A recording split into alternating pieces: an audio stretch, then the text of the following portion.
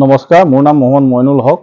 মই নপাম বাৰুৱতী গ্ৰাম পঞ্চায়তৰ 10 নং ৱাৰ্ডৰ পৰা মই প্ৰতিদ্বন্দ্বিতা কৰিছোঁ আৰু মই যোৱাকালি যি আপোনাৰ ফলাফল ঘোষিত হ'ল, মই বিজয়ী হৈছিলোঁ আৰু মোৰ ৱাৰ্ডৰ যিখিনি মানুহ আছিলে তেওঁলোকে যথেষ্ট মোক সহায় কৰিছিলে আৰু যথেষ্ট মোক লগত সহায় সহযোগ কৰি মোক ইমান দখলৈকে মোক উপনীত কৰালে। নিশ্চয়কৈ সঁচাকৈ আমাৰ নপাম বাৰুৱতী গাঁও পঞ্চায়ত সঁচাকৈ কংগ্ৰেছৰ দুৰ্গ আছিলে, কিন্তু এইবাৰ আমি শোচনীয়ভাৱে আমাৰ পঞ্চায়তখন ৱাৰ্ড সদস্যই হওক বা AP মেম্বাৰ ZP সকলোৱে আমি ইতিমধ্যে ফলাফল আহি পৰিছেহি। আমি জনামতে আমাৰ ফলাফল বেয়া জাতীয় কংগ্ৰেছৰ আৰু একমাত্ৰ প্ৰাৰ্থী হিচাপে 10 নম্বৰ ৱাৰ্ডৰ পৰা মই জয়লাভ কৰিছোঁ আৰু ইয়াত যথেষ্ট আমাৰ দলৰো হেৰি আছে, আপোনাৰ দুৰ্বলতা আছে। দলে যি ধৰণে হেৰি কৰিব লাগিছিলে গ্ৰাছ লেভেলৰ পৰা, কিন্তু তেনেদৰে তেওঁলোকে হেৰি কৰিব পৰা নাছিলে আৰু এতিয়া বৰ্তমান যিখন চৰকাৰ বিজেপি চৰকাৰ এতিয়া বৰ্তমান অসমত হিমন্ত বিশ্ব শৰ্মা ডাঙৰীয়া এতিয়া মুখ্যমন্ত্ৰী আৰু যিবিলাক আঁচনি তেওঁলোকে দি আছে সেই আঁচনিবিলাকৰ প্ৰতি আকৃষ্ট হৈও বহুত মানুহে বিজেপি দলক ভোট দি তেওঁলোকৰ প্ৰাৰ্থীসকলক জয়যুক্ত কৰিছে।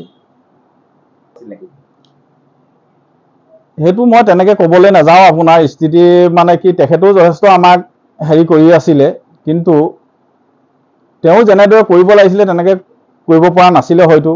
আৰু ইয়াত আমাৰ মণ্ডল কংগ্ৰেছৰো অলপ হেৰি আছে, অৰিহণাও আছে, অৰিহণা নথকা বুলিও নকওঁ, আৰু কিছুমান দুৰ্বলতাও আছে। সেইবিলাকৰ পৰাও আমাৰ জাতীয় কংগ্ৰেছ আমাৰ নপাম বাৰুৱতীত অলপ হেৰি হৈছে। সকলো মণ্ডল কংগ্ৰেছ সক্ৰিয় হৈ থকা নাই। সেইটো হৈছে আপোনাৰ চিনাক্ত কৰাটো অলপ হেৰি হৈছে জনসাধাৰণৰ মাজত, আৰু মানে কি হ'ল, তেওঁলোকে জনসাধাৰণৰ যি ৰায় লৈ পেলাই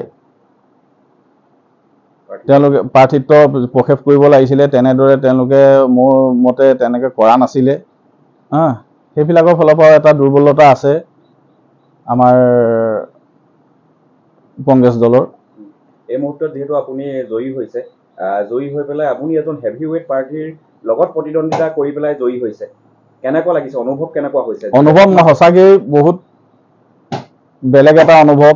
বহুত তেখেত যিজন আছিলে মোৰ প্ৰতিদ্বন্দ্বী ভাস্কৰ শৰ্মা ডাঙৰীয়া, তেখেত হেভি ৱেইট আছিলে, মানে তেখেতে যথেষ্ট কষ্টও কৰিছিলে আৰু মই ভবাই নাছিলোঁ মোক যে ৰাইজে ইমানখিনিলৈ আগবঢ়াই নিব। মই কালি ৰিজাল্টৰ পিছতহে মই নিশ্চিতভাৱে মই গম পাইছোঁ যে হয়, মোক ৰাইজে বিচাৰিছে ৱাৰ্ডত। তাৰ আগত মই ভবাই নাছিলোঁ যে মই সেইজন প্ৰাৰ্থীৰ পৰা, ইমান এজন হেভি ৱেইট প্ৰাৰ্থীৰ পৰা মই যে বিজয়ী হ'ম বুলি পেলাই। ভাল লাগিছে নহয়? ভাল লাগিছে, যথেষ্ট ভাল লাগিছে ৰাইজে হেৰি কৰাৰ কাৰণে।